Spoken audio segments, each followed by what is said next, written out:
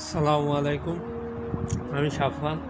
তো আমি এখন শুরু করতে চলেছি রাসূল সাল্লাল্লাহু আলাইহি ওয়াসাল্লামের প্রতিদিনের ব্যবহৃত কিছু খাবার নিয়ে আলোচনা করব। অবশ্যই আপনারা লাস্ট পর্যন্ত শুনবেন।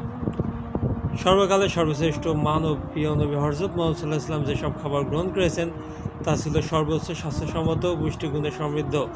আজকের বিজ্ঞানের গবেষণায় বিস্মিত হচ্ছে রাসূল সাল্লাল্লাহু আলাইহি ওয়াসাল্লামের খাবারগুলোর গুণাগুণ ও মানবদের জন্য সেগুলোর প্রয়োজনীয়তা। নিম্নে সংক্ষেপে রাসূল সাল্লাল্লাহু আলাইহি ওয়াসাল্লামের কিছু খাবারের আলোচনা বিধৃত হলো। পনির। হযরত আব্দুল্লাহ ইবনে উমর রাদিয়াল্লাহু আনহু থেকে বর্ণিত, তাবুকের যুদ্ধে রাসূল সাল্লাল্লাহু আলাইহি ওয়াসাল্লামের কাছে কিছু পনির উপস্থাপন করা হয়। রাসূল সাল্লাল্লাহু আলাইহি ওয়াসাল্লাম বিসমিল্লাহ পড়ে একটি চাকু দিয়ে সেগুলো কাটেন এবং কিছু আহার করেন। আবু দাউদ শরীফ 3819। মাখন। হযরত ইবনাহ বিস আল মুসলিমাইন রাদিয়াল্লাহু আনহু থেকে বর্ণিত, তারা উভয়ে বলেন, একবার আমাদের ঘরে রাসূল সাল্লাল্লাহু আলাইহি ওয়াসাল্লাম আগমন করেন।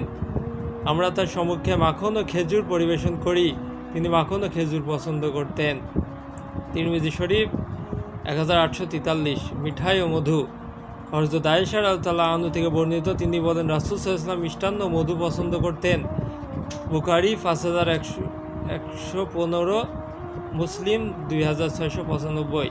বুখারী শরীফের আরেকটি হাদিসে রাসূল সাল্লাল্লাহু আলাইহি ওয়াসাল্লাম বলেছেন, মধু হলো উত্তম ঔষধ। 5359।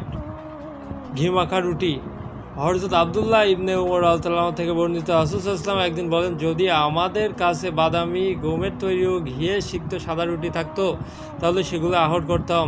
আনসারী এক সাহাবী এই কথা শুনে এ ধরনের রুটি নিয়ে আসেন।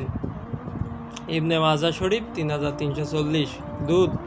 হযরত আনাস রাদিয়াল্লাহু আনহু থেকে বর্ণিত, রাসূল সাল্লাল্লাহু আলাইহি ওয়াসাল্লাম বলেন, মিরাজের রাতে বাইতুল মাকদিসে আমি 2 রাকাত নামাজ পড়ে বের হলে জিবরাইল আলাইহিস সালাম আমার সম্মুখে শরাব ও দুধের আলাদা 2টি পাত্র রাখেন। আমি দুধের পাত্রটি নির্বাচন করি। জিবরাইল আলাইহিস সালাম বললেন, আপনি প্রকৃত ও স্বভাবজাত জিনিস নির্বাচন করেছেন। বুখারী শরীফ 3164 এবং তিরমিজি শরীফ 218। খেজুর।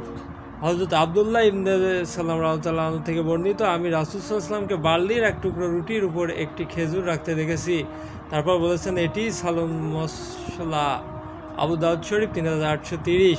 অন্য হাদিসে আছে, প্রিয় নবী সাল্লাল্লাহু আলাইহি ওয়াসাল্লাম বলেছেন, যে বাড়িতে খেজুর নেই সে বাড়িতে কোনো খাবার নেই।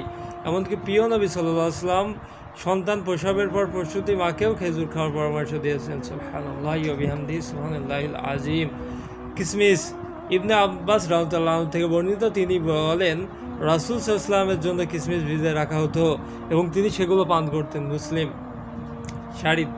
ইবনে আব্বাস রাদিয়াল্লাহু আনহু থেকে বর্ণিত, রাসূল সাল্লাল্লাহু আলাইহি ওয়াসাল্লামের কাছে রুটির শারিদ ও হাইসের শারিদ অত্যন্ত ছিল। আবু দাউদ শরীফ 3883। শারিদ হলো গোশতের ঝোলে ভেজানো টুকরো টুকরো রুটি দিয়ে তৈরি বিশেষ খাদ্য, আর হাইস হলো মাখন, ঘি ও খেজুর দিয়ে যৌথভাবে বানানো খাবার। সিরকা। হযরত জাবের রাদিয়াল্লাহু আনহু বলেন, রাসূল সাল্লাল্লাহু আলাইহি ওয়াসাল্লাম তার পরিবারের কাছে সালন কামনা করেন। তারা বলেন, আমাদের কাছে তো সিরকা ছাড়া আর কিছু নেই। মুহাম্মদ সাল্লাল্লাহু আলাইহি ওয়াসাল্লামের কাছে সেগুলো নিয়ে আসা হলো। তিনি তা থেকে খেতে শুরু করেন। তারপর বলেন, সিরকা কতই না উত্তম সালন, সিরকা কতই না উত্তম সালন। হযরত জাবের রাদিয়াল্লাহু আনহু বলেন, সেদিন থেকে আমি সিরকা পছন্দ করতে শুরু করি। মুসলিম শরীফ 2051। তরমুজ ও শসা। হযরত আয়েশা রাদিয়াল্লাহু আনহা থেকে বর্ণিত, রাসূল সাল্লাল্লাহু আলাইহি ওয়াসাল্লাম তরমুজের সঙ্গে রাতাব বা পাকা তাজা খেজুর খেতেন। বুখারী শরীফ 5134 এবং তিরমিজি শরীফ 1844। হযরত আব্দুল্লাহ ইবনে জাফর রাদিয়াল্লাহু আনহু থেকে বর্ণিত, আমি রাসূল সাল্লাল্লাহু আলাইহি ওয়াসাল্লামকে শসার সঙ্গে রাতাব খেতে দেখেছি। মুসলিম শরীফ 3806। খরগোশের গোশত। হযরত আনাস ইবনে মালিক রাদিয়াল্লাহু আনহু থেকে বর্ণিত, মারুজ জাহরান নামক স্থানে আমাদের পাশ দিয়ে একটি খরগোশ লাফিয়ে পড়ে। দৃশ্য দেখে আমাদের সঙ্গীরা খরগোশটিকে ধাওয়া করে, কিন্তু তারা সেটিকে পাকড়াও করতে না পেরে ক্লান্ত ও ব্যর্থ হয়ে ফিরে আসে। তবে আমি ধাওয়া করে নাগাল পাই এবং ধরে হযরত আবু তালহার কাছে নিয়ে আসি। তিনি মারওয়া নামক স্থানে সেটি জবাই করেন। এরপর খরগোশটি উরু ও নিত্যস্ত আমাকে দিয়ে রাসূল সাল্লাল্লাহু আলাইহি ওয়াসাল্লামের কাছে পাঠান। রাসূল সাল্লাল্লাহু আলাইহি ওয়াসাল্লাম সেগুলোকে ভক্ষণ করেন। তাকে জিজ্ঞেস করা হলো, রাসূল সাল্লাল্লাহু আলাইহি ওয়াসাল্লাম কি খেয়েছিলেন? তিনি বলেন, গ্রহণ করেছিলেন। বুখারী শরীফ 2433। খাসির পায়া। হযরত আয়েশা রাদিয়াল্লাহু আনহা থেকে বর্ণিত, তিনি বলেন, আমরা ছোট খাসির পায়া রান্না করতাম। রাসূল সাল্লাল্লাহু আলাইহি ওয়াসাল্লাম কোরবানির 15 দিন পরও সেগুলো খেতেন। বুখারী শরীফ 5122। মরগ। হযরত জাহদাম রাদিয়াল্লাহু আনহু থেকে বর্ণিত, একদিন আবু মুসা একটি মরগ নিয়ে আসেন। ফলে উপস্থিত একজন গলার স্বর ভিন্ন করে আওয়াজ করলো। হযরত আবু মুসা জিজ্ঞেস করলেন, কি হলো তোমার?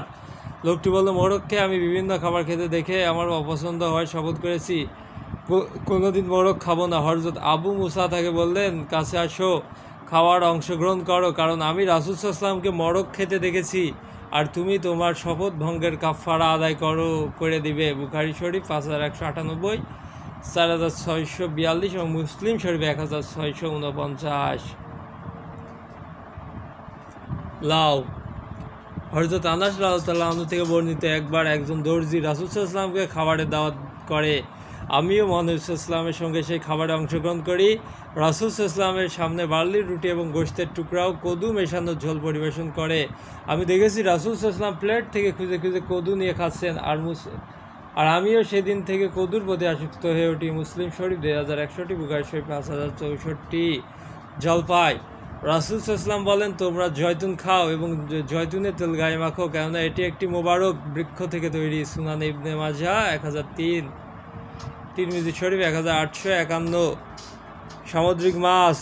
মহানবী সাল্লাল্লাহু আলাইহি ওয়াসাল্লাম সাগরের মাছ পছন্দ করতেন। এই বিষয়ে আবু উবাইদা ইবনুল জাররাহ রাদিয়াল্লাহু আনহু এর একটি দীর্ঘ হাদিস আছে। হাদিসটি বুখারী 4361 ও মুসলিম শরীফ 1935 শরীফে বর্ণিত হয়েছে। বিভিন্ন বর্ণনা রয়েছে, রাসূল সাল্লাল্লাহু আলাইহি ওয়াসাল্লাম মরুভূমির এক প্রকার পাখির গোশত, মাশরুম, বার্লি, গাজর, ডুমুর, আঙুর, ভিনেগার, ডালিম ইত্যাদি পছন্দ করতেন। আমরা যা যা খাবার সম্পর্কে শুনলাম রাসূল সাল্লাল্লাহু আলাইহি ওয়াসাল্লামের, এগুলো সব কিছু আমাদের যথাযথভাবে পালন করে তৌফিক দান করুক আল্লাহ সুবহানাহু ওয়া তাআলা। আমিন।